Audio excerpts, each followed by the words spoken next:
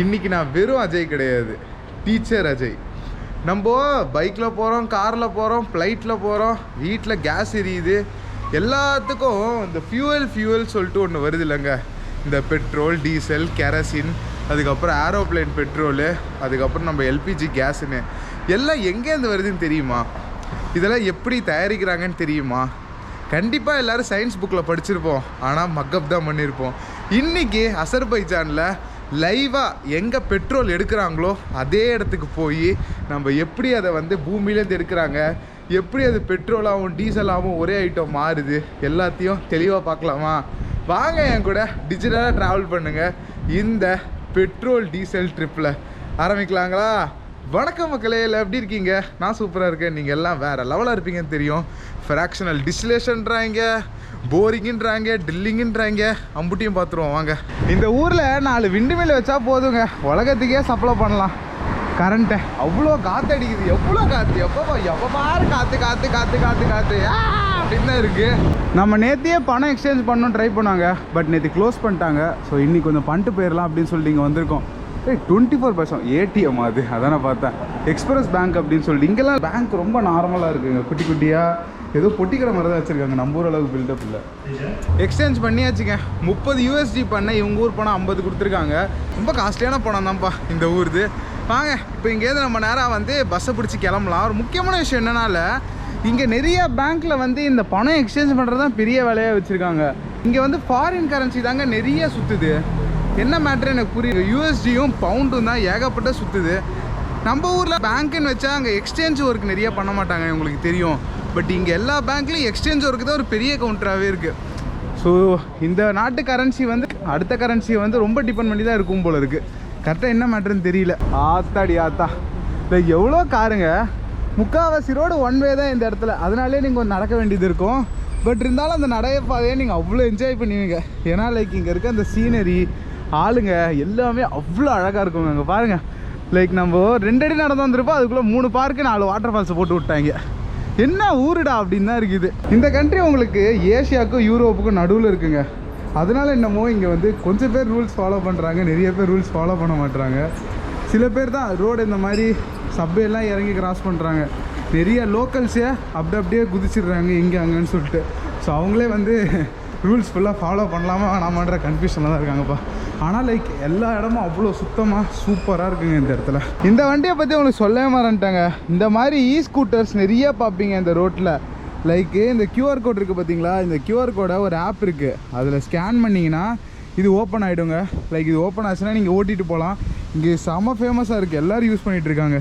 இதோட ஹாரன் எது தெரியுமா? இதுதாங்க, இதை பாருங்க, சூப்பராக இருக்குல்ல. இதில் நின்றுக்கிட்டு சும்மா சருக்குன்னு போய்கிட்டு இருக்காங்க. நானும் அந்த ஆப் என்னன்னு தெரிஞ்சு ஒரு ரவுண்டு போகலான்னு பார்த்தேன், எதுக்கு அப்படின்னு விட்டாச்சு. நல்லா க்யூட்டாக இருக்குங்க. லைக் பசங்க பொண்ணுங்க குழந்தைங்கன்னு சொல்லிட்டு எல்லாம் யூஸ் பண்ணிகிட்டு இருக்காங்க. இங்கே ஏதோ ஒரு சின்ன AF மால் அப்படின்னு இருக்குது, இதை கடந்து அப்படியே நம்ம போய்கிட்டு இருக்கோம். இங்கே அசர்பைஜானில் நம்ம முன்னாடி பார்த்த கண்ட்ரி மாதிரிலாம் இல்லைங்க. கண்ட நாள்லலாம் வந்து வீக்கெண்ட் விடலாம். நம்ம ஊர் மாதிரி சாட்டர்டே சண்டே தான் வீக்கெண்டு. ஸோ இன்றைக்கி ஒரே சாட்டர்டே. ரோடெல்லாம் எவ்வளோ காலியாக இருக்குது பார்த்தீங்களா, ஆளே இல்லாமல் சூப்பராக இருக்குங்க. எனக்கு அந்த ரோடு தான் பிடிச்சிருக்கு, ஆனால் அந்த ரோடு என்னால் யூஸே பண்ண முடியல. அது ஒரே ஸ்ட்ரெயிட் ரோடா, அதனால் லைக் வந்து காற்று ஒரு 130 கிலோமீட்டர் ஸ்பீடில் அடிக்கிற மாதிரி அடிச்சிட்டு இருக்குங்க. ஐயோயோ அப்படின்னு தான் இருக்குது. அந்த ரோட்டில் நடந்தாலே இல்லை, நீங்கள் அப்படியே ஆடி விழுந்துருவீங்க. அந்த லெட்டரெலாம் போயிட்டுருக்குது. மேபி ஈவினிங் ஒரு ரைடு போயிட்டு வருவோம். நம்மளோட பாஸில் நிறைய காசு இருக்குது. ஸோ அதாவது அந்த பஸ் பாஸில் அதை தீக்கணும். அப்புறம் நீங்கள் நைட்டு கிளம்பி நெக்ஸ்ட் கண்ட்ரி கிளம்புறோம் இன்றைக்கி. ஸோ அதான் இன்றைக்கி பிளானாக இருக்கும். ஆல்ரெடி ஒரு நாள் நான் இந்த இடத்துக்கு போகணுன்னு ட்ரை பண்ணேங்க, அந்த ட்ரில் பண்ணுற இடத்துக்கு. அப்போ அலோவ் பண்ணல உள்ள, ஏன்னா இப்போ வந்து லைக் ஒர்க்லாம் போயிட்டுருச்சு. இன்றைக்கி அலோவ் பண்ணுவாங்க அப்படின்னு நம்புகிறேன், தெரியல, ஃபிங்கர்ஸ் கிராஸ்ட். ஏன்னா நான் இதே ஈரான்லேயும் ட்ரை பண்ணேன், அங்கே பயங்கர செக்யூரிட்டி ரீசன்ஸ்னால முடியவே முடியாது அப்படின்ட்டாங்க. ஏன் இல்லை இந்த பெட்ரோல் டீசல் எடுக்கிற இடத்துலாம் ஆளுங்க அலோவ் பண்ணக்கூடாதான்னு எனக்கு தெரியல. அட்லீஸ்ட் வெளில இருந்தது இங்கே எட்டி பார்க்கலாம். ஏன்னா லைக் சில இடத்துல காம்பவுண்ட் வால் கூட இல்லாமல் இருந்துச்சு. எதுவும் கேஸ் ஆகாமல் இருந்தால் சந்தோஷம் தான் எப்போ அப்படின்னு இருக்கு. ஏன்னா இன்றைக்கி ஊரே கொஞ்சம் ஃப்ரீயாக தான் இருக்குது, அதனால் பெருசாக பிரச்சனை வராதுன்னு நம்புவோம். சரியா? ஆனால் ஒரு விஷயம் மென்ஷன் பண்ணியே ஆகணுங்க, நம்ம ஊர்லலாம் டிரைவர் கண்டக்டர் எவ்வளோ கம்ஃபர்டபுளாகவே இருக்காங்க அப்படின்னு சொல்லலாம். இங்கே டிரைவர் மட்டும்தான். இங்கே துபாயில் எல்லா இடத்துலையுமே. ஸோ அவங்களுக்கு ஒரு பேச்சு துணைக்கு ஆள் இல்லை. ஏதோ ரோபோட் வேலை செய்கிற மாதிரி செஞ்சுக்கிட்டு இருக்காங்க. கடுப்பாக இருக்காது. சிட்டியவே சுற்றி சுற்றி தனியாக யார்ட்டையும் பேசாமல் சுற்றி வர்றது ரொம்ப டஃப்புப்பா. எப்பா சத்தியமாலாம் முடியாது. நம்ம ஊர் கண்டக்டர்லாம் எவ்வளோ ஜாலியாக எல்லார்ட்டையும் பேசிக்கிட்டு டிரைவர்லாம் ஜாலியாக இருப்பாங்க. இவங்க பாருங்கள் லிட்ரலாக ஒரு ரோபோவோட வேலை தான் பார்த்துக்கிட்டு இருக்காங்க. இவங்க இப்படி எப்படி நவுறது கிடையாது, எதுவுமே கிடையாது, இன்ட்ராக்ஷனே கிடையாது. வாங்க ஸ்டாப்பிங் வந்துச்சு, இறங்குவோம். ஏறுறதுக்கு ஒரு வழி, இறங்குறதுக்கு ஒரு வழி. ரொம்ப மெக்கானிக்கலாக இருக்குப்பா வாழ்க்கைங்க. தக்காளி சம விலை கம்மியாக இருந்துச்சுங்க. ஸோ அதனால தான் 1 கிலோ பிடிச்சாச்சு. மதிய சமையலுக்கு இங்கே என்ன வேலை பக்கம் வந்தோன்னே தெரியாமல் முழு நேரம் சமையல்காரனாவே மாறிட்டானே அப்படின்னு தானே இருக்குது. சரி அதை விடுங்க. சரி, நம்ம இந்த பஸ்ஸில் உட்காந்து போயிட்டு இருக்கும் போதே முதல்ல இந்த பெட்ரோல் டீசல்லாம் எப்படி ஃபார்ம் ஆகுது அப்படின்னு பார்த்துடலாமா? இதுக்கு பேர் வந்து ஃபாசில் ஃபியூவல்ஸ் அப்படின்னு வாங்கங்க. பல மில்லியன் வருஷத்துக்கு முன்னாடி அந்த ஐசேஜ் காலம் அதெல்லாம் சொல்லுவாங்கல்ல, அந்த நேரத்தில் மொத்தமாக உங்களுக்கு வந்து அங்கே இருந்த செடி கொடி அதுக்கப்புறம் வந்து தாவரங்கள் மிருகங்கள் மொத்தமாக செத்து போயிடுச்சு. ஸோ அது எல்லாமே வந்து அதுக்கப்புறம் வந்து ஏகப்பட்ட லேயர்ஸ் ஆஃப் மணல் கல் ப்ரெஷர் எல்லாம் அமுக்கி பூமியோட ஒரு அடி ஆழத்தில் அது வந்து நல்ல கம்ப்ரஸ் ஆகி பயங்கரமான ஹீட்லேயும் ப்ரெஷர்லேயும் அது வந்து சிலது லிக்விட் ஃபார்முக்கு மாறி இருக்கும், சிலது சாலிட் ஃபார்முக்கு மாறி இருக்கும். லிக்விட் ஃபார்முக்கு மாறினது தான் உங்களுக்கு வந்து க்ரூட் ஆயில் அப்படின்னு வாங்கங்க. கருப்பு கலரில் ஒரு எண்ணெய் இருக்கும். இதுலேருந்து தான் நம்ம வந்து ஃப்ராக்ஷனல் டிஸ்டிலேஷன் பண்ணி உங்களுக்கு பெட்ரோல் டீசல் இருக்கிற எல்லா பெட்ரோலியம் ப்ராடக்ட்ஸும் எடுப்பாங்க. அதுக்கு மேலே இருக்கிற அந்த கேஸ் தான் நம்மளோட எல்பிஜி மீத்தேன் இதெல்லாம் சொல்லுவாங்க. இது இல்லாமல் ஒன்று சாலிடாக ஃபார்ம் ஆகும். அந்த சாலிடாக ஃபார்ம் ஆகிறது பேர் தான் வந்து கோல். நம்ம நிலக்கரி அப்படின்னோல அது நம்ம வீட்டில் யூஸ் பண்ணுற நிலக்கரிலாம் இல்லை. வீட்டில் யூஸ் பண்ணுறதெல்லாம் மரத்துலேருந்து எரிச்சு வர்றது. இது வந்து அந்த என்எல்சிலாம் வந்து பாறை யூஸ் பண்ணுவாங்க பார்த்தீங்களா, அதெல்லாம் தான். ஸோ இப்படி தான் உங்களுக்கு வந்து ஃபார்ம் ஆகுது. இதை நான் வந்து 8ஆவதுல புஷ்பலதா டீச்சர் அப்படின்னு சொல்லிட்டு ஒருத்தங்க இருந்தாங்க. பேர் ஞாபகம் கரெக்டாக சொல்கிறேன்னு தெரியல. கேந்திர வித்யாலயா ஐஐடி கேம்பஸில் அவங்க சொல்லி கொடுத்தாங்க. அதான் ஒன்றும் ஞாபகம் இருக்க மாதிரி தெரியுது. லைட்டாக வந்து உங்களோட பேருன்னு சொல்லிக்கிட்டு புஷ்பலதா பேர் கரெக்டு தானோ? என் சயின்ஸ் டீச்சர் பேர் என்ன கரெக்டாக தான் சொல்கிறேன்னு நினைக்கிறேன். சரி வாங்க நேராக லொக்கேஷனுக்கு போயிட்டு அடுத்தது எப்படி எதை எடுக்கிறாங்க அப்படின்னு பார்ப்போம். ஆனால் எவ்வளோ மில்லியன் கணக்காக வருஷம் இது ஃபார்ம் ஆனதை நம்ம அசால்ட்டாக பைப்பு போட்டு உறிஞ்சிக்கிட்டு இருக்கோம். அதுவும் ஃப்ரீ ஆஃப் காஸ்ட்டில், நேச்சருக்கு எதுவுமே திரும்ப தராமல். ஆனால் ஒரு விஷயம் நான் என்ன நோட் பண்ணனால, இந்த நாட்டில் குழந்தைங்க எக்கச்சக்கமாக இருக்காங்க. லைக் எந்த நாட்டிலையுமே நீங்கள் பார்க்க முடியாத அளவுக்கு குழந்தை. நம்ம ஊரில் கூட இவ்வளோ குழந்தைங்க பார்க்க முடியாது. எங்கே பார்த்தாலும் லைக் அவ்வளோ குழந்தைங்க அதுவும் ஒன்று அவ்வளோ க்யூட்டாக இருக்குது வேறு. அதனால் லைக் அதெல்லாம் ரசிக்கிட்டே அப்படியே நம்ம போயிட்டு சேர வேண்டியதான் நம்மளோட லொக்கேஷனுக்கு.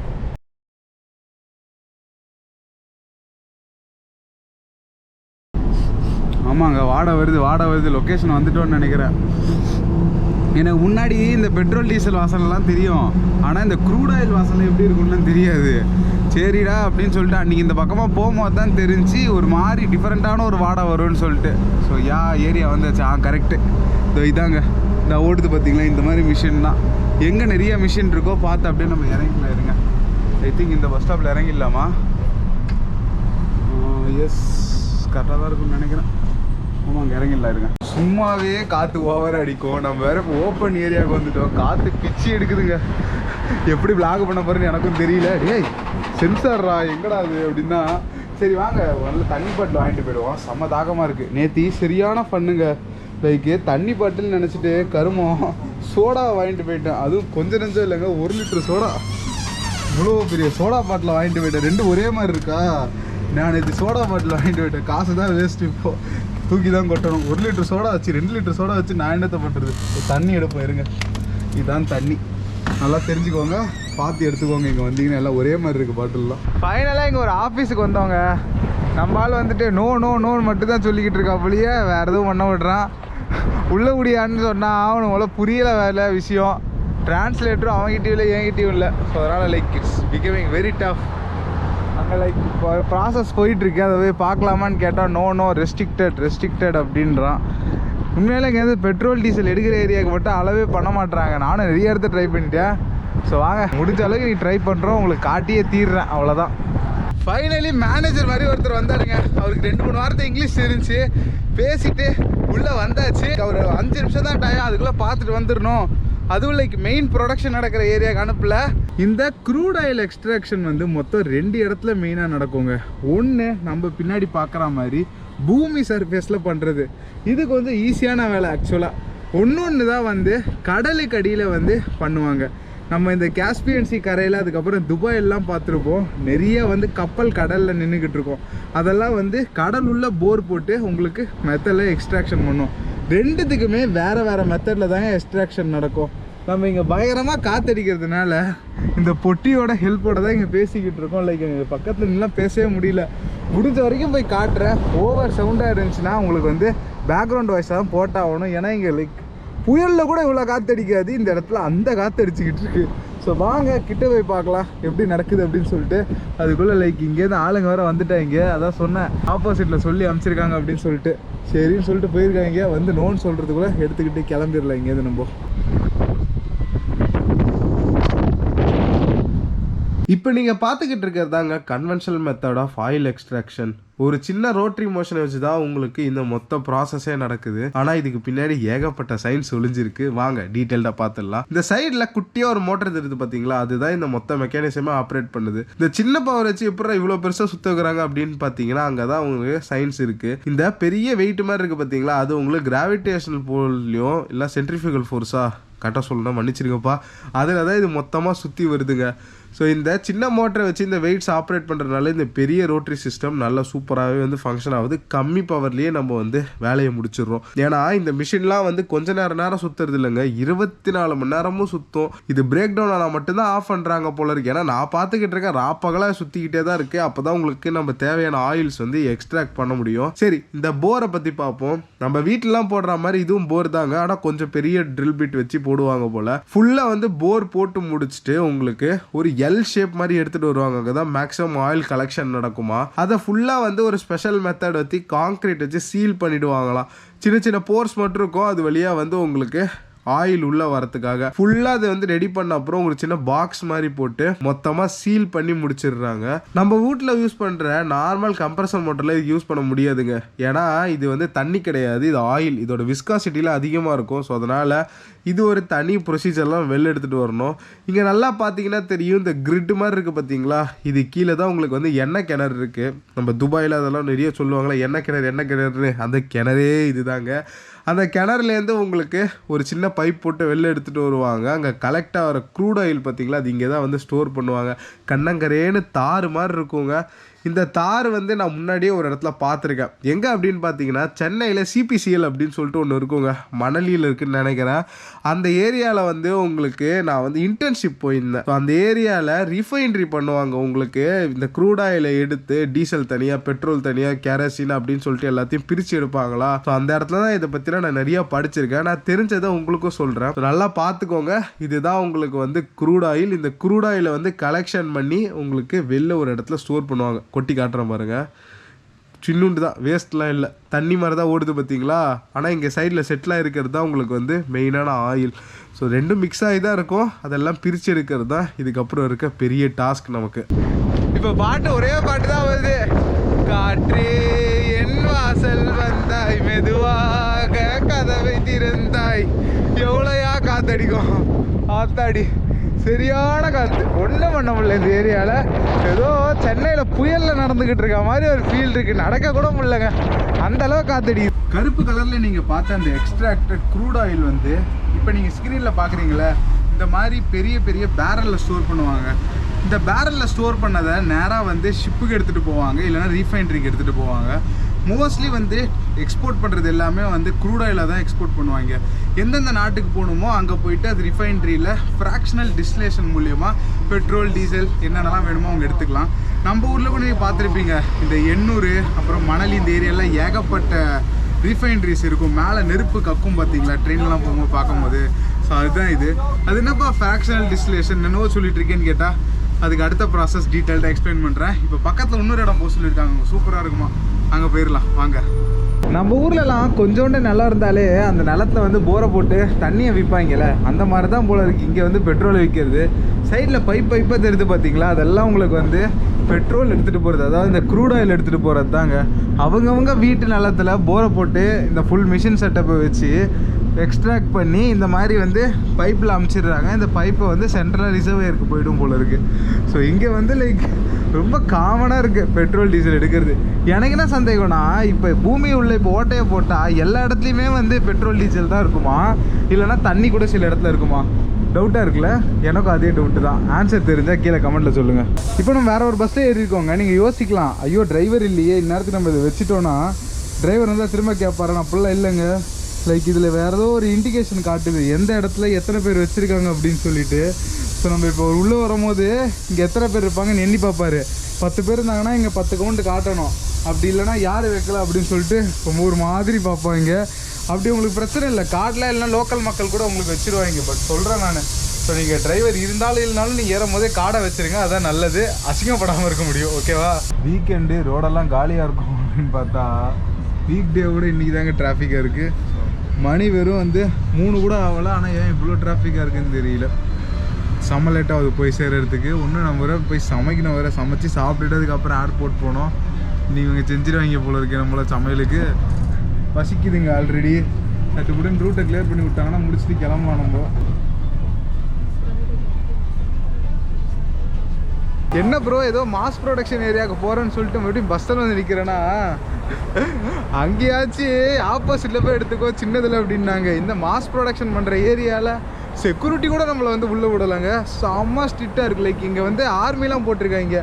அங்கேயாச்சும் ஏதோ லோக்கல் செக்யூரிட்டி மாதிரி தான் இருந்துச்சு. பட் இங்கே ஆர்மி, அதாவது இந்த ஆர்மி யூனிஃபார்மில் செம்ம பெருசுங்க. லைக் அதை பஸ்ஸில் வச்சு ஃபுட்டேஜ் ஒன்று எடுத்து அதை வேணால் பாருங்கள்.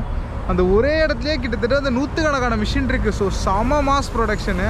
அங்கே தான் லைக் பார்க்கலான்னு பார்த்தேன், முடியல. சரி எக்ஸ்ப்ளனேஷன் மட்டும் உங்களுக்கு கொடுத்துடலான்னு சொல்லிட்டு நேராக வேறு ஒரு ஸ்பாட்டுக்கு வந்தாச்சு. வாங்க இந்த ஸ்பாட்டை பார்த்துக்கிட்டே உங்களுக்கு எக்ஸ்ப்ளனேஷன் கொடுத்துட்றேன். இப்போ நம்ம இருக்கிறதாங்க one of the most important area இந்த மொத்த பாக்குலியே. இங்கே வந்து மெட்ரோ, அதுக்கப்புறம் வந்து உங்களுக்கு பஸ்ஸு எல்லாமே இந்த இடத்துல வந்து சேரும். ஸோ ஒரு மிகப்பெரிய லோக்கல் பஸ் ஸ்டேஷன் இங்கே பின்னாடி தான் வச்சுருக்காங்க. ஸோ இந்த இடத்துல உங்களுக்கு ஒரு தீ சின்னம் வச்சுருக்காங்க. இல்லை இந்த தீ சின்னம் வந்து எங்கே பார்த்தாலும் இருக்குன்னா பார்த்துக்கோங்க, அழகாக இருக்குல்ல. கிட்டுக்குள்ளே போவோமா? இல்லை கொஞ்சம் காற்றை கம்மி பண்ணலையே, விலாக முடிச்சு நான் கிளம்பணும். செம பியூட்டிஃபுல்லாக இருக்குங்க ஏரியா பார்க்குறதுக்கு. இன்னைக்கு காற்று மட்டும் இல்லை, மழை கூட பெய்யும் போல் இருக்குது. அந்த பின்னாடி பிஎன்ஏ இருக்குது பார்த்தீங்களா, அதுதான் இருக்கல பெரிய பஸ் ஸ்டாண்டு. அப்புறம் எங்கிட்ட கீழே மெட்ரோ. இந்த ஊர் மெட்ரோ ஸ்பெஷல் உங்களுக்கு காட்டுறேன். ஒன் ஆஃப் த ஓல்டஸ்ட் மெட்ரோவாக இது. தீ தீ தீ ஏ வாஜி வாஜி வாஜி.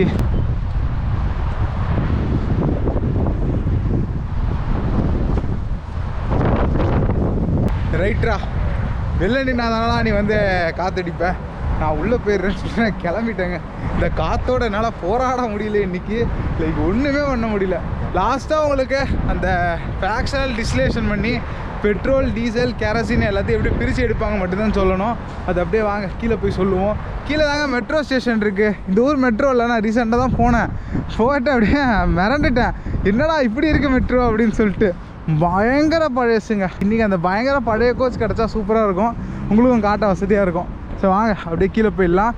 இங்கே மெட்ரோ, அதுக்கப்புறம் பஸ்ஸு எல்லாத்துக்கும் காமன் டிக்கெட், அதாவது அந்த கார்டு காமன் ப்ரைஸுங்க. 40 மணாத் தான். நீங்கள் எங்கே வேணாலும் ஏறிக்கலாம், லைக் எங்கே வேணாலும் ஏறிக்கலாம். Sorry, 40 send மணாத்து. 40 மணாத்தில் 40 மணாத்துன்னு எங்கேயோ போயிடும். 40 சென்ட் 0.4 மணாத். லாட்ரி லாட்ரி ஓகே, இது இந்த ஊர் லாட்ரி போல் இருக்குங்க. 25,000 மணாத்து, கோல்டு போனஸ், அது இதெல்லாம் வச்சுருக்காங்க. என்ன வந்து ட்ரை பண்ணி பாருங்க இங்கே. ஆனால் ஒன்று போட்டிருக்காங்க பார்த்தீங்களா, 18+ ஒன்லின்னு சொல்லிட்டு. குட் அப்படின்னு சொல்லிட்டு நல்லா இருக்குப்பா. தாத்தா வந்து ரொம்ப ஆசையாக வந்து சுரண்டிக்கிட்டு இருக்காரு. போப்போ அவருக்கு லக் அடிக்கிட்டோம் அப்படின்னு நம்ம விஷ் பண்ணிப்போம். கிளம்புவோமா?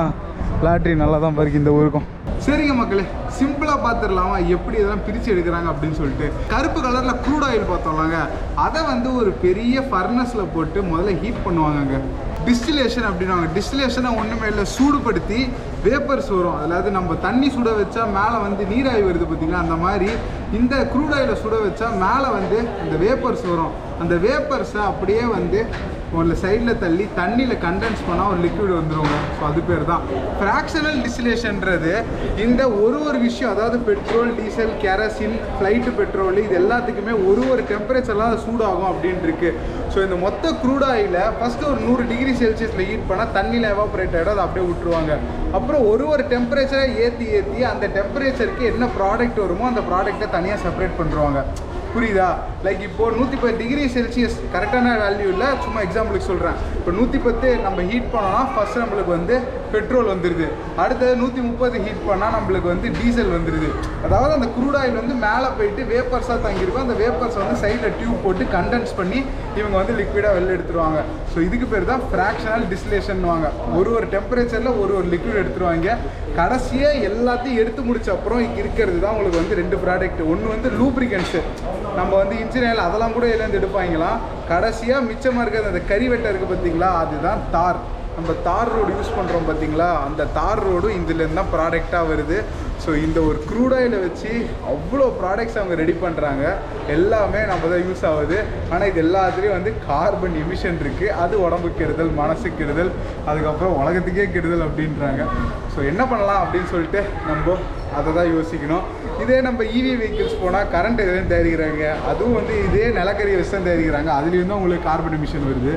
ஸோ எப்படி போனாலும் அப்படி தான் சொல்லிட்டு நம்ம வந்து கிளம்பிக்கலாம் இங்கேருந்து மெட்ரோவை நோக்கி.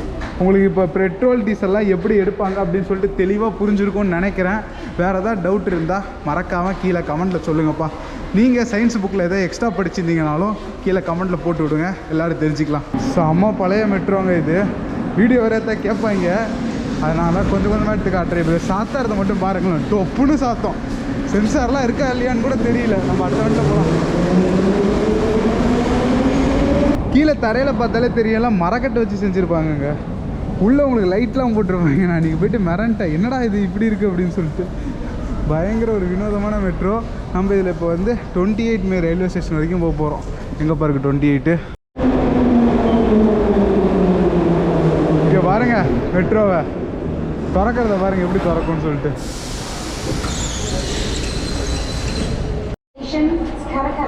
டொப்புன்னு சத்தம் பாருங்க. இப்போ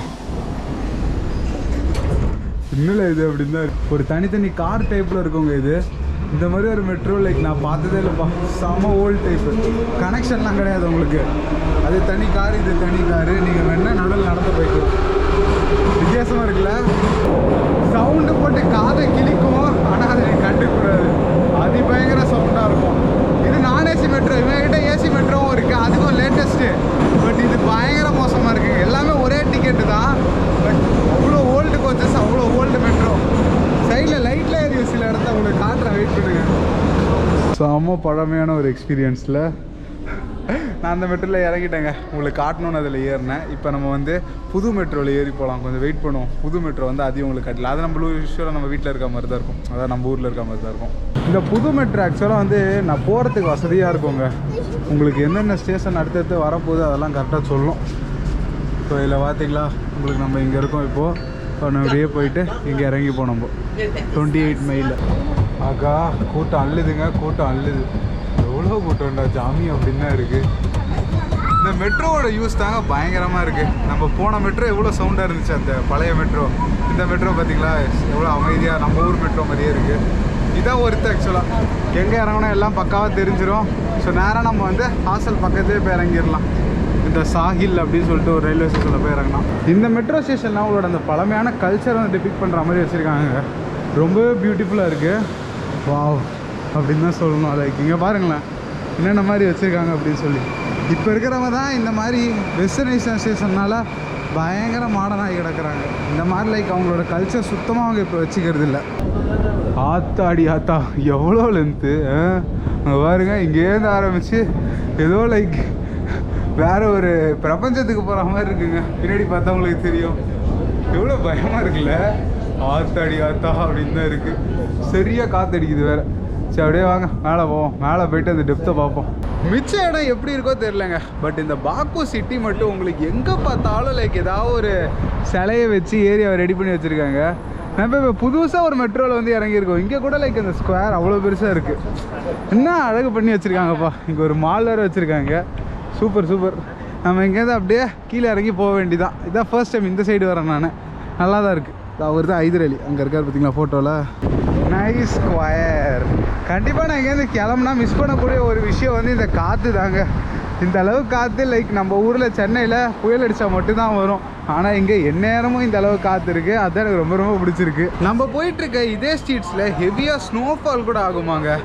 ஸோ செம்மையாக இருக்கும் போல இருக்குது. இங்கே வந்து லைக் வின்டர்ஸில் வந்தால் நீங்கள் யாராவது ட்ரை பண்ணணும்னு நினைக்கிறீங்களா ஸ்னோஃபாலை நேரம் இங்கே கிளம்பி வந்துடுங்க.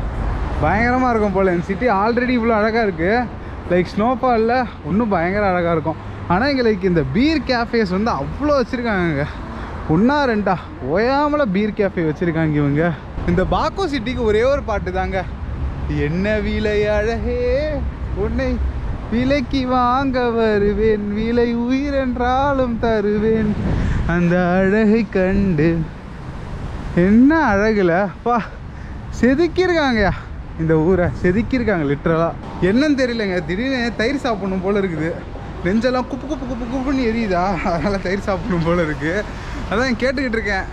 கேர்டுக்கு வேறு இங்கே அசர்பைஜான் நம்மளுக்கு இல்லைன்னு தெரியல. நெட்டில் போட்டாலும் வந்து நெட்டில் ஆனாலும் வரமாட்டேங்குது.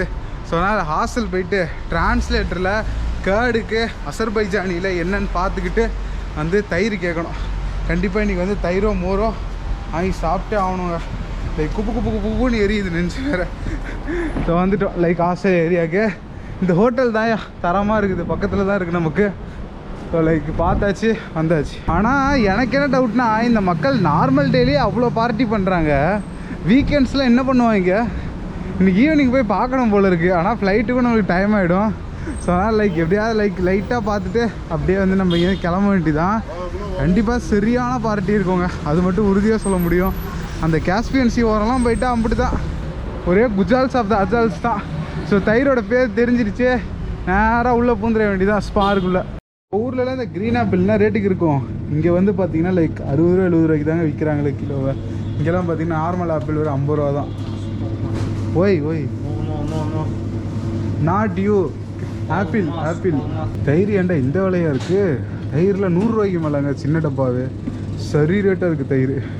தேடி பார்ப்போருங்க வேறு ஏதாவது தயிர் இருக்கா அப்படின்னு சொல்லிட்டு. ஏன் இவ்வளோ வேலை வச்சுருக்காங்க தயிர்னு தெரில. காய்கறிலாம் விலை கம்மியாக இருக்க மாதிரி தான் இருக்குது. பட் சேர்த்து போட்டால் 110 ரூபா வந்துச்சுங்க பில்லு. லைக் இந்த க்ரீன் ஆப்பிள் தான் இருக்குல்ல மேஜர் கான்ட்ரிபியூட்டர்.